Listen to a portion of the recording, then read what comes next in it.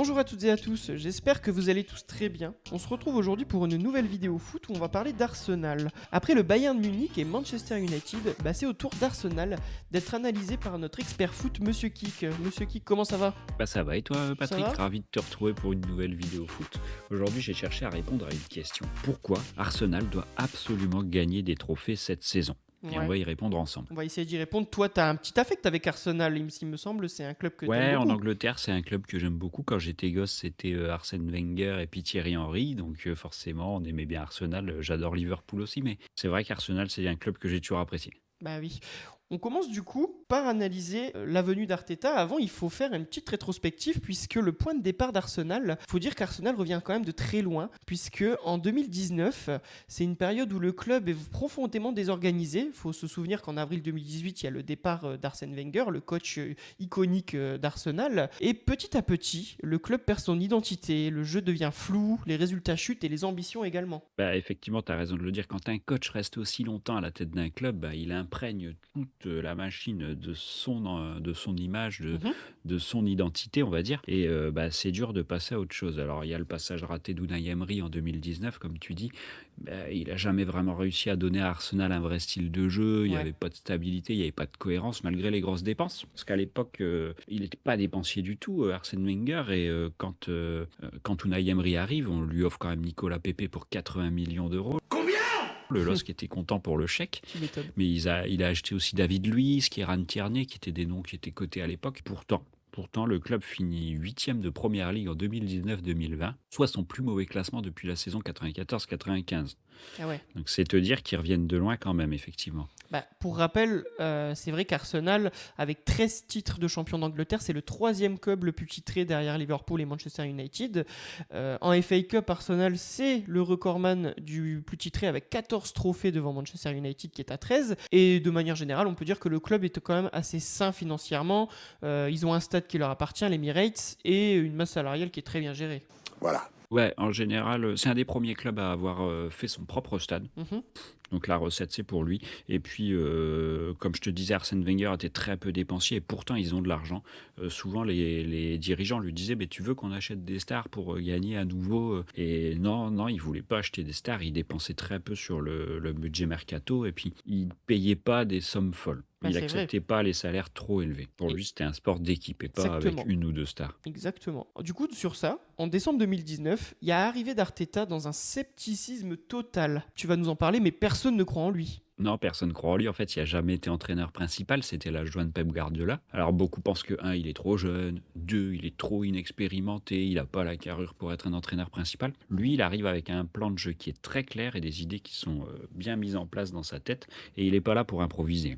Bah ouais, et d'ailleurs sa première décision, c'est même pas une décision tactique, c'est le changement de fonctionnement en interne du club. Tu vas nous en parler. Ouais, il impose des règles très strictes immédiatement. Ponctualité obligatoire, le respect absolu du staff et intensité maximale permanente à l'entraînement et en match. Et il Mhm. n'y a plus de privilèges de statut parce qu'il trouvait qu'il y avait trop de joueurs qui avaient des privilèges qui ne faisaient pas assez. Donc plus de privilèges avec lui. Il y a des exemples, je peux t'en donner. Il y a Mesut Özil qui est quand même écarté du groupe par Arteta. Quand même, Mesut Özil, c'était quand même un gros joueur. Et aussi Pierre-Emerick Aubameyang qui, lui, pour le coup, est sanctionné et il a fini par même lui retirer le brassard de capitaine. Ouais, tout à fait. Tu as raison de le dire. Arteta considère que certains comportements ne correspondent pas à son projet. Pour lui, il veut leur faire comprendre à chaque joueur que le club est plus important que l'individu. Mhm. Et le football, c'est pas une addition de talent, mais c'est bien une structure collective. Il faut se fondre dans la masse, un petit peu à Mhm. l'image de Guardiola ou de Luis Enrique. Luis Enrique, il est pareil. Il aime pas avoir une tête qui dépasse. Il C'est aime vrai. pas avoir une superstar. Il veut que tout le monde respecte les consignes. Il est un petit peu dans ce mood-là aussi, Arteta. D'accord. Après, pour le coup, les résultats, au début, ça suit pas tout de suite, parce que la saison 2020-2021, ils terminent 8e, et la saison 2021-2022, ils terminent 5e. Ils ratent de très peu le retour en Ligue des Champions, ils ratent à 2 points près. C'est vrai que les critiques à ce moment-là, elles vont commencer à apparaître. Il a 2 saisons complètes, il n'est pas si bon que ça. Et à l'époque, on le considère comme un coach un peu rigide, il est obsessionnel, il travaille jusqu'à l'épuisement certains trucs à l'entraînement. Beaucoup Ça, on pensent va en que c'est une reparler en fin de copie vidéo. ratée de Guardiola. Ouais, bien sûr, on va en reparler en fin de vidéo, mais son côté obsessionnel, en ce moment, ça fait les gros titres.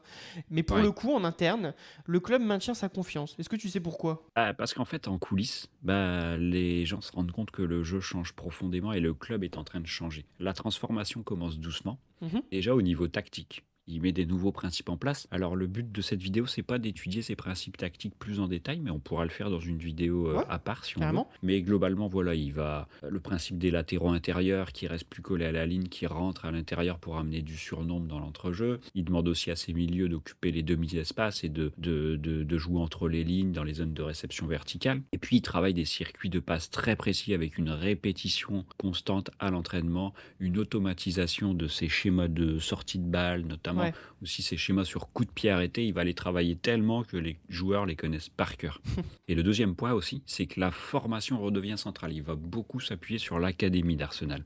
Ah bah oui, ça tu peux en parler parce que il y a des cas quand même. Bukayo Saka qui lui devient quand même un titulaire majeur. On peut aussi citer Emile Smith-Rowe qui lui pour le coup apporte de la fraîcheur technique et même Gabriel Martinelli qui commence à exploser. Ouais, tout ça, ils viennent de l'académie. Et c'est des joueurs formés à Arsenal, Mm, mm. effectivement. Donc on voit que le visage de l'équipe, il rajeunit, mais surtout on retrouve une identité de jeu qui redevient beaucoup plus cohérente. Et ça, les dirigeants l'ont vu. Et c'est pour ça qu'ils ont maintenu leur confiance à Arteta dans Ouais. ces 2 premières années un petit peu difficiles. Bah, on va en parler, mais du coup, la saison 2022-2023, c'est peut-être la saison où Arsenal redevient quand même un vrai prétendant, puisque c'est la première saison où tout le monde voit le changement, pas que en interne.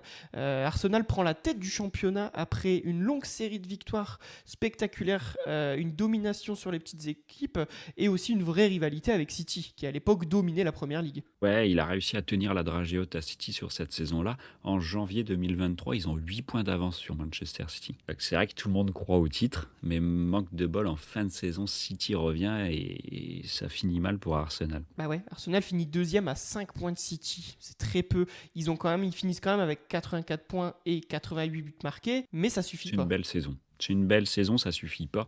Pour info, le petit fait marquant, c'est qu'ils ont été leaders 248 jours d'affilée sans être champions. Quasiment toute la saison, en Ouais. fait. C'est un record qui est assez frustrant pour eux, né le mythe de l'éternel second Arsenal, Ouais. à ce moment-là un petit peu. Mais le symbole majeur, c'est quand même le retour en Champions League pour la saison suivante. C'est vrai. Et d'ailleurs, la saison suivante, bah, tu me fais bien de faire la transition. La saison 2023-2024. C'est la confirmation peut-être du retour d'Arsenal au plus haut niveau. Il y a une arrivée majeure, c'est Declan Rice, le milieu central, qui vient de West Ham pour 116 millions. Ça va, c'est le record de transfert. Sphère record à l'époque pour Arsenal, ouais, et il apporte tout de suite beaucoup, hein. Il a un impact immédiat. Sa puissance Mhm. dans l'entrejeu, sa capacité à récupérer, à se projeter très rapidement. En fait, il équilibre énormément l'équipe. C'est un très bon joueur, Declan Rice. C'est vrai, c'est vrai, c'est vrai. Et pour le retour en Ligue des Champions, le parcours européen d'Arsenal, pour le coup, on peut dire qu'Arsenal domine son groupe, mis à part peut-être un petit point noir. Tu t'en rappelles, monsieur Kik? Tu peux nous le dire? Une petite défaite à Bollard. Lens réussit l'exploit de faire tomber Arsenal. Une petite défaite à Bollard, 2-1 exactement, qui est peut-être mon meilleur C'est dur d'aller souvenir. gagner à Bollard aussi, hein. Ah bah oui, bah même Arsenal n'a pas réussi, tu vois. Et pour le Enfin, je coup, pense qu'ils vous ont quand même mis la fessée au retour du coup. oui, on a pris 6-0. C'était pas obligé de le rappeler, ça. En fait, ils finissent meilleure attaque de la phase de groupe de Ligue des Champions déjà à l'époque. Ouais, c'est vrai. Ils finissent meilleure attaque et malheureusement, ils sont éliminés en quart de finale. Mais c'est une élimination qui est quand même serrée contre le Bayern Munich, qui est quand même un cador en Europe.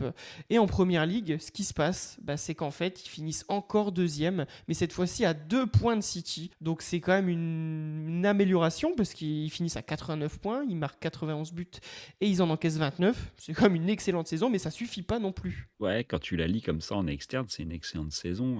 Prendre un but par match, en marquer presque 3, voilà, ça devient une superbe équipe. Mm-mm. Mais ce qu'on va lui reprocher, c'est que son équipe n'est pas tueuse jusqu'au bout. Elle n'arrive pas à garder son avance en championnat, elle n'arrive pas à gagner les trophées. Et voilà, effectivement, le mythe est né. Arsenal va rester l'éternel second. Mm-mm. Le mythe est né. Et la saison prochaine, la saison 2024-2025, tu penses que c'est une montée en puissance structurelle? On continue quand même? Bah, effectivement, il a compris, Arteta, à ce moment-là, qu'il fallait que toute la structure soit dédiée à son projet de jeu. Et donc, ils vont renforcer leurs cellules de recrutement et ils vont investir dans la data et Mhm. l'IA pour analyser tous les profils de joueurs. Et en fait, l'objectif d'Arteta, c'est plus d'acheter un bon joueur. Non, c'est d'acheter ce qui lui manque exactement pour son projet. Le joueur qui manque à l'équipe. Alors ça, c'est très tordu, mais bougrement intelligent. D'accord. Ses premières arrivées cet été-là, c'est Calafiori, qui vient de Bologne, qui est arrière-gauche pour 44 millions. Et puis, il veut également un milieu organisateur avec Rice. Et il prend Michael Merino de la Real Sociedad, un milieu polyvalent, un profil assez complet pour 32 millions. Ça, c'est ces 2 premières recrues un petit peu vraiment très spécifiques avec, data et IA. D'accord.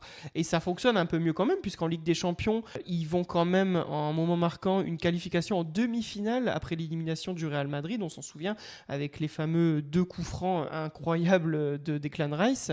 Donc c'est une victoire 3-0 à l'Emirates, mais malheureusement, en demi, ça se passe un peu mal. Ils sont éliminés par le futur vainqueur qui est le PSG, mais on voit toujours une amélioration. Ceci dit, en championnat, ils sont toujours deuxième, et cette fois-ci, ils finissent à 10 points de Liverpool. 10 points. Tu crois que c'est une régression? Bah, effectivement, on peut commencer à se poser la question. Alors, ils tombent sur une grande équipe en Ligue des Champions. Le PSG c'était leur année, hein. Mhm. Par contre, en championnat, ils régressent un petit peu. Donc, et c'est pour ça qu'en fait, on va évoquer cette nouvelle saison là qui est en train de se terminer. La saison 2025-2026, ça doit être la saison de la bascule. D'accord. À nouveau, la cellule de recrutement a identifié précisément les points faibles de l'équipe. Mhm.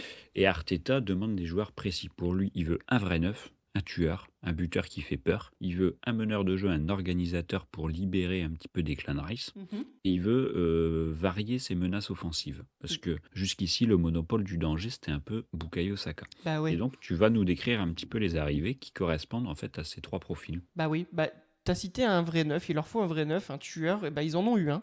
C'est Victor Gyökeres qui arrive du Sporting Portugal pour 66 millions. C'est un profil qui est totalement différent. Ils n'en avaient pas un joueur comme ça. Gabriel Jesus, il était un petit peu trop tendre. Mhm. Et Gyökeres, il va apporter sa présence dans la surface. Il va, notamment sur coup de pied arrêté au premier poteau, il a une grande puissance dans les duels et puis une obsession du but. J'ai parfois été un peu sévère avec lui cette saison, mais il faut reconnaître que ils ont maintenant un vrai finisseur. Avant, il dominait sans tuer. Parfois, Gyökeres est capable de finir les matchs. Bah oui, bah mine de rien pour sa première saison, il est quand même à 17 buts et 2 passes décisives. Bon, c'est une adaptation, mais c'est que ça part quand même pas mal, Ouais, effectivement, peut-être que ce sera encore mieux lors de sa deuxième saison. je pense. Ensuite, tu avais cité aussi un organisateur, un meneur de jeu, et bah figure-toi qu'ils en ont recruté un, puisqu'il s'agit de Martin Zubimendi en provenance de la Sociedad pour 70 millions. Ouais, exactement. En fait, certains l'ont surnommé le Rodri d'Arteta. Mhm. C'est le profil un peu cerveau organisateur de jeu. Il va savoir résister au pressing, il va orienter le jeu sous pression et verticaliser énormément le jeu. Et en plus, grâce à lui, Rice est un peu plus libre. D'accord. Et après, il y a aussi les arrivées, on peut dire, de Madueke. Ça, c'est l'ailier droit de Chelsea qui arrive pour 56 millions. Et on peut aussi citer Berechi Eze, le milieu offensif de Crystal Palace, pour 69 millions. Effectivement, comme je te disais, le but, c'était d'amener plusieurs menaces offensives autres que Saka. Avant, toutes les défenses, elles ciblaient Bukayo Saka. Ouais. Marquage, elles le bloquaient et Arsenal était assez lisible. Maintenant, il y a une multiplication des menaces. Ça peut venir de plusieurs joueurs. Ils ont apporté beaucoup Eze et Madueke au niveau offensif. D'accord. Et Arsenal est beaucoup moins lisible cette saison. Ok. Et après, il y a la dernière petite arrivée qu'on peut noter. C'est Christian, du coup, Mosquera en provenance de Valence pour 15 millions. Effectivement, le but, c'est de densifier sa ligne défensive. La base pour Arteta, ça reste la défense. Il ne la néglige plus. Au Mhm. début, il l'a peut-être un peu négligée, mais aujourd'hui, il la néglige plus. Et quand tu vois sa ligne de défense, Gabriel, Saliba, Hincapié dans l'axe, Ouais. Ben White et Timber à droite, Lewis Kelly et Calafiori à gauche, et puis Raya dans les buts. C'est pour moi très solide. D'ailleurs, Raya était excellent contre le Sporting là, cette semaine en Ligue des Champions. Ah ouais. C'est sûrement l'une des meilleures défenses d'Europe actuellement. Ouais, tout à fait. Ils marquent pas toujours beaucoup, mais ils prennent pas beaucoup de buts. En conclusion, qu'est-ce que tu peux dire, monsieur Kik, du coup? Arsenal? Ah, moi, ma conclusion, c'est qu'Arsenal, aujourd'hui, c'est plus un projet, c'est une machine. Arteta, on lui a donné du temps pour mettre en place son projet. Or, comme dirait Thierry Henry, le temps n'a pas le temps pour le temps. Même le temps n'a pas le temps pour le temps. Et il a eu des dirigeants très patients. Il a eu des fonds quasi illimités. Tu as vu les sommes qu'on a évoquées sur les Ouais, bien mercato. sûr, Le énorme. stade est rempli chaque week-end. Ouais. Pour moi, aujourd'hui, Arteta doit gagner. Son plan, c'est un enchaînement assez logique. Il a d'abord changé la culture du club, il a imposé son identité de jeu. Ensuite, il a sélectionné les profils qui lui manquaient. Maintenant, il corrige les détails. Toutes les conditions, pour moi, elles sont réunies. Donc, je le dis, Arsenal doit absolument gagner. Pour Et le on le voit moment, ces dernières semaines, c'est pas toujours ça. ouais. C'est vrai qu'ils ont perdu. Il y a une défaite en finale de League Cup contre Manchester City. Ensuite, il y a une finale une défaite en demi-finale de FA Cup. Ça, c'est contre un club de D2. Bon, c'est compliqué. Et même au niveau de la domination en Ligue des Champions, c'est compliqué quand même. Ils sont Ouais. en bonne voie pour se qualifier pour les demi, mais même contre le C'est vrai qu'ils Sporting, ont ils ont un, gagné que 1-0, quoi. ils ont un tirage ultra favorable en Ligue des Champions parce qu'ils ont une partie de tableau qui est très ouverte et Ah bah ça, pourtant, oui. ils ont un peu galéré contre le Bayer Leverkusen. Ils gagnent 1-0 là-bas, mais souviens-toi, le penalty à la dernière Oui, minute, bien on sûr. accorde, il n'y a pas du tout penalty. Ils galèrent aussi là contre le Sporting. Ils gagnent qu'1-0 dans les arrêts de jeu, mais ils peuvent remercier leur gardien qui a fait Ouais, des très très beaux arrêts. ouais, c'est vrai. Effectivement, la question se pose. Arsenal doit gagner cette saison. Ils ont 9 points d'avance avec un match en plus en championnat. Donc en Ouais, fait, on va dire qu'ils ont 6 points d'avance sur City. Pour moi, le minimum syndical cette saison pour être satisfait si tu es fan d'Arsenal, c'est la c'est PL. être champion d'Angleterre. Bah oui. Oui, parce qu'au Puis on final, la peut quand Ligue des même Champions, espérer. ils l'ont jamais gagnée, donc c'est pas grave. Bah, disons que c'est pas le seul à l'avoir jamais gagné. Par exemple, Arsène Wenger ne l'a jamais gagné, donc on Bah c'est pourrait ça. lui pardonner. Mais quand ça fait 2 fois que tu es deuxième comme ça et que ça passe pas loin, même 3 fois, pardon, et ben, cette année, je pense qu'il doit gagner. Moi, j'ai un petit débat. Et pourquoi pas une finale de Ligue des Champions? Parce que Ah oui. finalement, ils ont une partie assez ouverte. Alors, en Oui, plus, on se rend compte que Barcelone a perdu au match aller 2-0 contre l'Atlético, donc ça éliminerait un autre gros. Donc, pourquoi pas imaginer une bah tu finale sais quoi, avec Arsenal? Ouais, mais tu sais quoi, je vais te poser la question, parce que je te l'ai pas posée en off, elle vient de me venir là. Si jamais ils vont en finale contre, je pense, de l'autre côté, ça sera soit le PSG, soit le Bayern, est-ce qu'ils ont vraiment une chance contre une des deux équipes là, Sur un d'après match, toi? oui. Sur un match, on a toujours une chance. Quand c'est aller-retour, c'est parfois C'est compliqué, vrai? le meilleur gagne à la fin. Un match, on peut toujours gagner. Ok, moi j'attends de voir, parce que Même les franchement... outsiders peuvent gagner. Remarque, ceci Maintenant, dit, la seule équipe... ils seront pas favoris. Non, Tu non, as bien raison sûr, de mais le c'est dire. vrai qu'on peut rappeler quand même, ça vient de me revenir, que Arsenal a battu le Bayern lors des phases de poule de Ligue des Champions cette saison, ce qui est quand même à noter, puisque le Bayern n'a vraiment pas beaucoup perdu cette saison. Non, effectivement. Mais ils ont des défauts aussi défensivement, le C'est vrai. Bayern, et tu peux leur mettre des buts. Et sur un match, je pense que tout est Et possible. moi j'ai un petit débat pour toi avant la fin. Actuellement, on en a parlé, surtout en Angleterre ils en parlent, mais le débat a eu lieu après, il y a un petit mois après le match Chelsea contre Arsenal. Tout le monde disait que c'était un match très moche. Il n'y avait pas de jeu, etc. Et en fait, le débat c'était Arteta. Est-ce que cette saison, son obsession de tout contrôler a fini par jouer du coup sur le beau jeu, c'est-à-dire qu'il s'est dit peut-être que dans les années précédentes, il a essayé de bien jouer, ça n'a pas fonctionné. Peut-être que cette saison, en contrôlant chaque paramètre de chaque match, peut-être que du coup, jusqu'à présent, ça lui donne raison puisqu'il est quand même qualifié, mais c'est au détriment du beau jeu. Toi, qu'est-ce que t'en penses? C'est vrai que tu as raison, on le dit obsessionnel, et c'est vrai, on voit qu'il veut tout maîtriser. On peut pas lui donner tort parce que les résultats sont quand même là. Oui, mais c'est Arsenal moche. revient de loin, on l'a vu. Par contre, tu t'ennuies un petit peu. Et je pense que cette saison, il a compris aussi qu'il avait plus trop le choix. Il devait absolument gagner. Et donc, des choses qu'il négligeait dans ses premières saisons, il veut les maîtriser maintenant. Donc, il se réappuie sur une défense un petit peu plus solide. Les coups de pied arrêtés, il use et il abuse des coups de pied Ah arrêtés. oui. C'est le club qui marque le plus sur coups de pied arrêtés en Europe, faut le savoir. D'ailleurs, le club numéro 2, je te dis pas qui c'est, mais c'est un club de Ligue 1. C'est le RC Lens. Mais je pense qu'il a conscience aussi que maintenant, le beau jeu ne suffira plus et qu'on ne lui pardonnera pas une énième saison sans trophée. Ouais, mais Et il c'est y a vrai tout que... un débat en Angleterre où à Arsenal, il y a les fans, il y a 2 groupes, 50-50, Ouais. ce qu'ils appellent les Arteta Outers, qui veulent qu'il s'en aille. Parce qu'ils en ont marre, parce qu'ils disent qu'ils ne gagnent jamais. Alors ok, ça joue, mais on gagne jamais, puis on s'ennuie. Et il y a tous ceux qui disent oui, mais souvenez-vous d'où vous venez et qu'effectivement, on n'a rien fait pendant 20 ans. Donc là, c'est bien quand même d'avoir cette chance un petit peu Ouais, de mais jouer bien à nouveau, quoi. on peut comprendre ce que les observateurs reprochent, parce qu'en fait, au final, sur une équipe avec le talent comme il y a dans Arsenal, on attendait plus de dribbles, de percussions, mais sauf qu'en fait, le problème, c'est que tu vois que les joueurs, ils cherchent les corners, ils cherchent les remises en jeu, et ça donne des matchs saccadés, où il n'y a pas de rythme. Pour le spectateur, c'est pas fou, quoi. C'est pour ça qu'il y a ce débat. Ah Mais ouais, je pense que s'ils sont champions d'Angleterre, ils oublieront bien vite qu'ils n'ont pas très bien joué et ils sont très contents de le fêter.